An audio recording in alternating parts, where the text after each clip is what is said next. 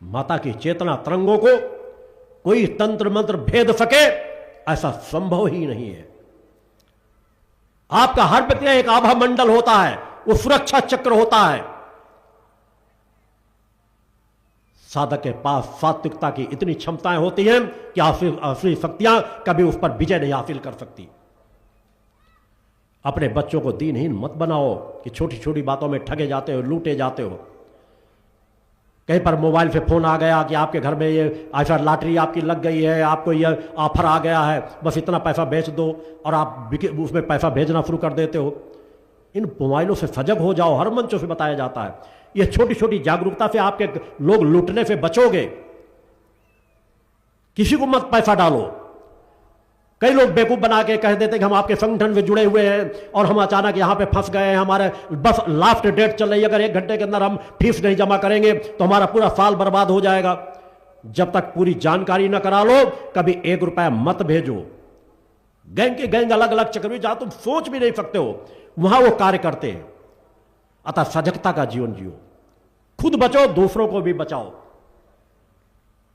सच्चाई ईमानदारी का जीवन जियो, लोभ लालच के पीछे मत भगो। नहीं, जो चींटियों की दुर्गति होती है, जो पतंगों की दुर्गति होती है, वैसी ही दुर्गति तुम्हारी होगी। सत्य के पीछे भगो, सत्य से एकाकार करो, तपस्वी बनो, मां के भक्त बनो। आपके आस पड़ोस के लोग आपका सम्मान इसलिए करें कि हां, यह ईमानदार व्यक्ति है, यह सही व्यक्ति है।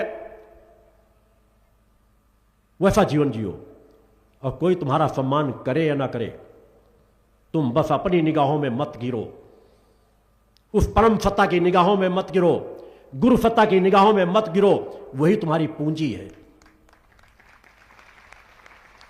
ऐसा जीवन जियो, तभी मां के सच्चे भक्त बन सकोगे। साधना संजीवनी पुस्तक में कुछ सहज मंत्र दिए गए हैं, उन मंत्रों को नित्य प्रति पाठ करो। 30 वर्षों से मां का जो अखंड दुर्गा चालीसा का पाठ चल रहा है, जो अनंत काल के लिए चल रहा है, दिन रात लगातार चल रहा है। जब भी समय हो, नए भक्त हैं जो वहां आकर के उस दुर्गा चालीसा के पाठ का लाभ लो। वह समाज कल्याण के लिए चल रहा है। थोड़ी देर बैठने से वहां जो शांति की अनुभूति होगी, उसका वर्णन नहीं किया जा सकता।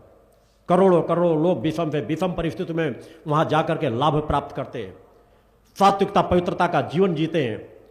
अनेकों बीमार भी बीमार लोग जो कहीं 10-10 दिन से खाना नहीं खाते, वहां जाते हैं, तुरंत खाना खाते, कहते आज हमें अच्छा लग रहा है। क्यों लग रहा है? क्योंकि वहां का कण कण चैतन्य हो रहा है।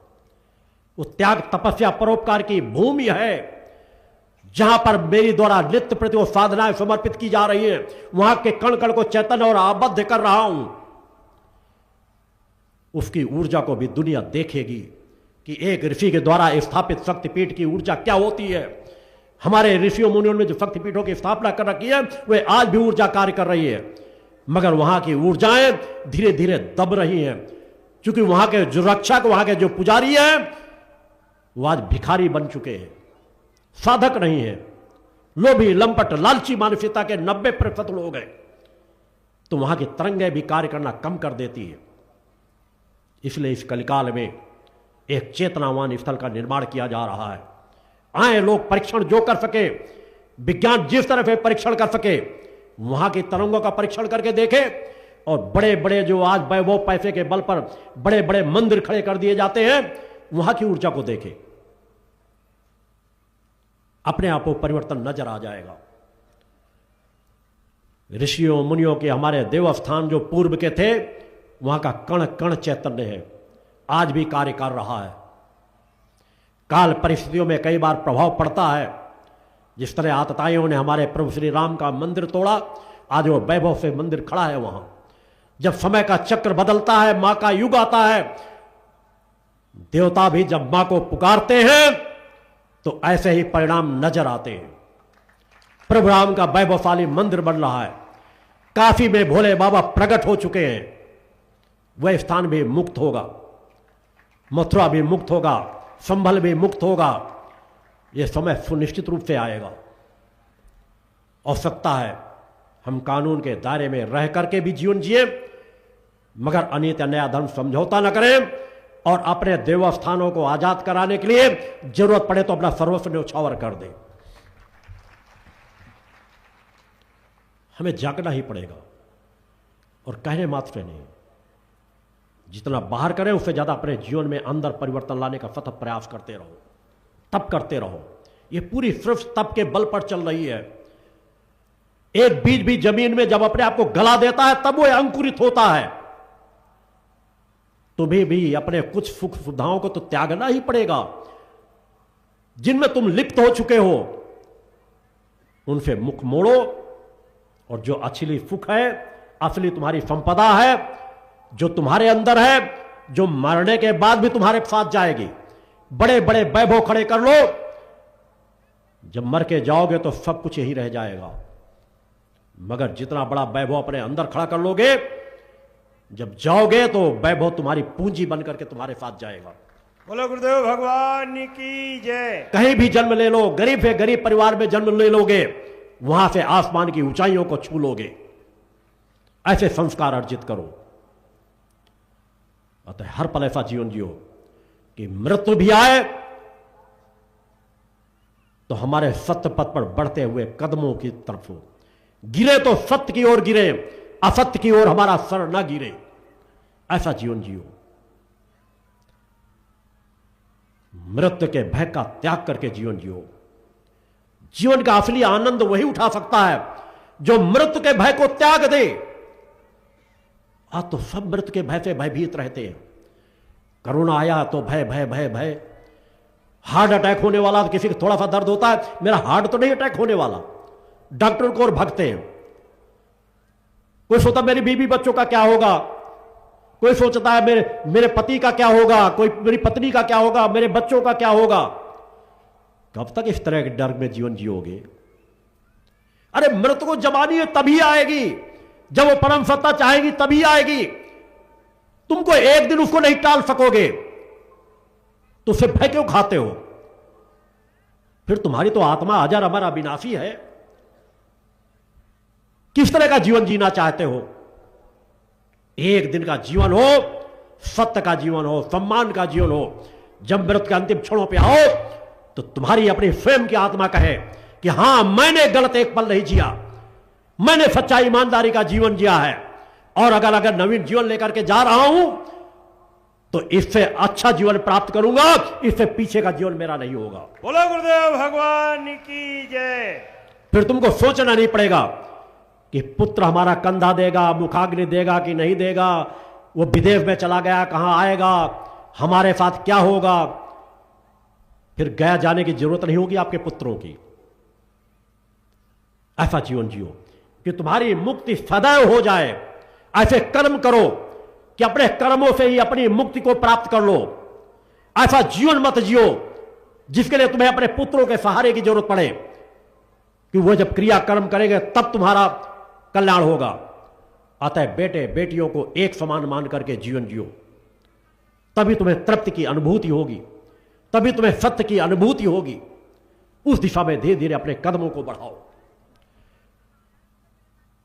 आज से ज्यादा शुभ मौका आपके पास नहीं होगा कि आज की आरती को पूर्ण होने के पहले आप यदि नशा करते हो, मांस का सेवन करते हो, तो आज से उत्तम कोई दिन नहीं होगा कि इन क्षणों पर आप संकल्प ले लो कि जो बीत गया, आज मैं पूर्णतः नशा मुक्त जीवन जीऊंगा। तो जो भी अपराध हुए हैं उसके वजह से दैवी दंड जो होंगे, उनसे आपका गुरु आपको विश्वास दिलाता है कि उनसे आपको मुक्त अवश्य कर देगा। बोलो गुरुदेव भगवान की जय। वैसा जीवन जियो। महत्वपूर्ण आज 11 संकल्प भी मैं आप लोगों से करवाऊंगा। आरती होने के पहले और दिव्य आरती में अपेक्षा करूंगा कि जिन दिव्य आरतियों को करवाने के लिए मैं आपके बीच उपस्थित होता हूं, उन दिव्य आरतियों को मन से एकाग्रता के साथ माता आदि शक्ति जगतजननी जगदम्बा की आरती का लाभ भी प्राप्त करेंगे। जीवन ऐसा जियो जो दूसरों के लिए उदाहरण बने, प्रेरणा प्रदान करने वाला हो। सत्य का जीवन जियो। सत्य से बढ़कर के कोई दूसरी ताकत नहीं होती। सत्य के पलड़े पर आकर के खड़े तो हो, तभी तुम निर्भीकता का जीवन जी सकोगे, निर्णता का जीवन जी सकोगे। तभी तुम्हारे अंदर सत्य स्थापित होगा, तभी दया, ममता, प्रेम, करुणा, वात्सल्य नजर आएगा आपके अंदर से। और तभी समाज में परिवर्तन आ सकेगा। उस दिशा में कार्य करने की जरूरत है। प्रयास करो, प्रयास करने से सब कुछ संभव होता है। जहां से वहां से शुरुआत करो। तुम गरीब हो अमीर हो कोई मायने नहीं रखता। सच्चे मन से मां की भक्ति करना शुरू कर दो। जो तुम्हारी आत्मा की जननी है उस दिशा में कदम उठाने प्रारंभ कर दो। बहुत कुछ बदल जाएगा। केवल आवश्यकता है प्रयास करने की, उस दिशा में कार्य करने की। सात्विकता पवित्रता का जीवन जियो। आपको सात्विक पवित्र चीजें आहार की अच्छी लगने लगेगी।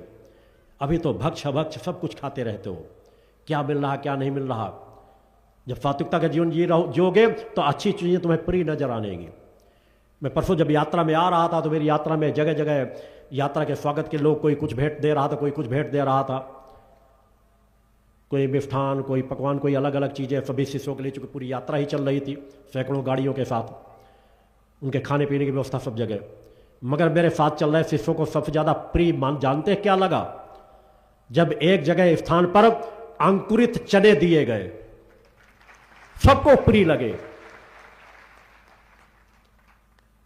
सब आपस में चर्चा कर रहे थे कि बहुत अच्छा, इस तरह की चीजें भेंट करनी चाहिए।